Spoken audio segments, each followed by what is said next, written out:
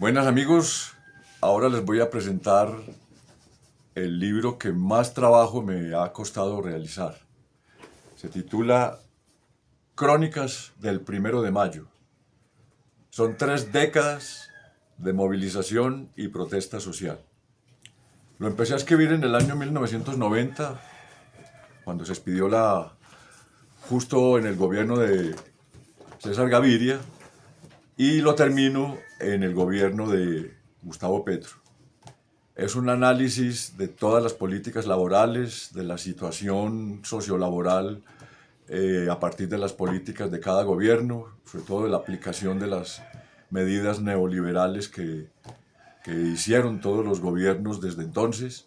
la apertura, las privatizaciones iniciadas por Gaviria, la lucha del sindicalismo que conformó el Comando Nacional Unitario para luchar en unidad de acción y programática contra las medidas neoliberales, sobre todo los despidos masivos, la reestructuración del Estado, la liquidación de muchas empresas, la informalidad que se disparó, la precarización laboral. En el gobierno de Santos, el salto social, que nosotros lo llamamos un asalto social y no quisimos firmarlo. En el gobierno de Pastrana, que fue de los más represivos y fue en el que se realizó un durísimo paro estatal que sentó las bases para la negociación del sector público años después, en otro gobierno.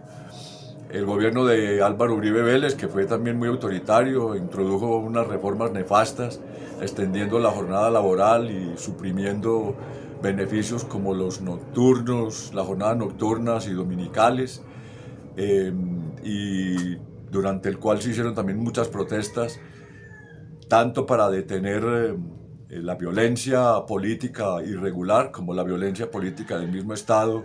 a través de organizaciones paramilitares y represión. Luego el gobierno de Santos, en el que se logró firmar el acuerdo estatal, el primer acuerdo estatal en la negociación con los sindicatos del sector público, y se firmó también el acuerdo de paz con las FARC. Fue el inicio de una nueva etapa, de una nueva época en el país. Y finalmente el gobierno del Duque, que fue el más arrogante de todos, el más apático a negociar y a sentarse con los sectores sociales a negociar, y que desembocó en el estallido social que casi lo tumbó su reforma tributaria, tumbó a su ministro y casi tumba al mismo presidente, pero le abrió la puerta al cambio, a una nueva opción, a una nueva propuesta que venía abriéndose campo desde el Congreso y desde la alcaldía de Bogotá. ¿Qué fue? Fue el gobierno del presidente Gustavo Petro, en el cual ocurrieron cosas que nunca habían ocurrido antes en la historia de Colombia. Todas las movilizaciones que reseñé aquí, todos los 1 de Mayo, todas las jornadas de protesta y de lucha de los sectores sociales y laborales eran contra los gobiernos, contra Gaviria, contra Santos, contra Pastrana, contra Uribe, contra Duque, y los únicos que fueron a favor del gobierno fueron las que se realizaron durante el gobierno de Gustavo Petro. Ahí se invirtió el comportamiento de las masas y en lugar de ir a vociferar insultos contra el presidente, fueron a escucharlo, y él salió, en lugar de huir de la casa de Nariño o esconderse como los otros mandatarios, salió al balcón de la casa de Nariño y arengó al pueblo y fue vitoreado por el pueblo. Eso ocurrió todos los 1 de Mayo de este gobierno y muchas otras jornadas también que el mismo gobierno convocaba. Ahora las movilizaciones las convocaba el gobierno a su favor o las convocaba el sector sindical a favor del gobierno. Eso no había ocurrido antes en la historia, o sea que ahí ya hay un indicador de cambio. Y los cambios que introdujo en sus políticas sociales y laborales, la reforma laboral, una primera terriblemente bondadosa con los trabajadores, pero terriblemente perjudicial para los empleadores, que no pasó, pero la segunda sí, y recuperando todo lo que habían quitado los gobiernos anteriores, sobre todo el de Uribe, en materia de derechos laborales, ampliando lo más que se podía los derechos laborales para lograr una mayor formalización del sector laboral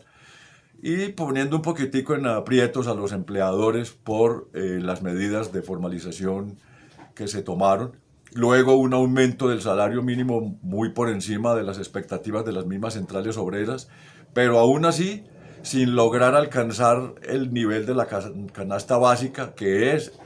sobre la cual debe basarse el aumento del salario y no sobre el nivel de la inflación o del IPC. Entonces este gobierno ha hecho cosas que ningún otro gobierno hizo y por eso está en una situación más favorable frente a la sociedad y frente al pueblo trabajador que otros gobiernos anteriores. Y con este gobierno termina este libro, que es toda una reseña de periodo bastante amplio de nuestra historia, de los últimos 35 años, sobre el mundo del trabajo y sus relaciones con el gobierno. Espero que este sea un libro mucho más atractivo para todos los lectores de todos los niveles y para que se aclaren muchas dudas sobre lo que es la situación laboral en nuestro país. Muchas gracias.